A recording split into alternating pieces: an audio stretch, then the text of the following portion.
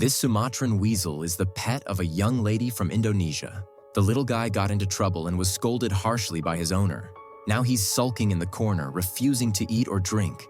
The girl, feeling helpless, had no choice but to apologize to him first. But the little guy still looks very angry. Clearly, he's not ready to forgive just yet. So, if given the chance, would you take this job?